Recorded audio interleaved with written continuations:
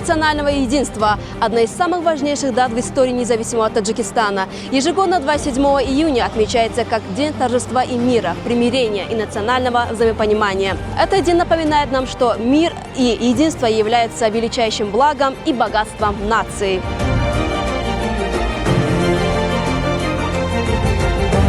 Сегодня молодежь страны учится в мирной и спокойной обстановке, получает знания и вносит свой вклад в развитие Родины. Эти возможности стали доступны именно благодаря миру и национальному единству. Мы должны извлекать уроки из своей истории и всегда помнить, что единство и сплоченность являются главными факторами прогресса любого народа.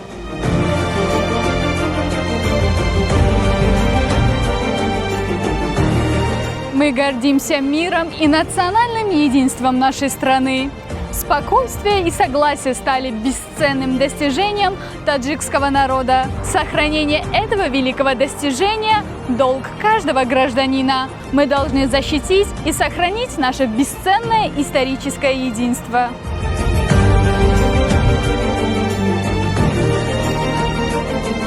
Сегодня, благодаря последовательным усилиям основателя мира и национального единства, лидера нации, президента Республики Таджикистан, уважаемого Эмомали Рахмона, народ смог сплотиться. Страна встала на путь созидания, развития и прогресса. Сегодня граждане Таджикистана живут в атмосфере мира и единства с уверенностью в завтрашнем дне.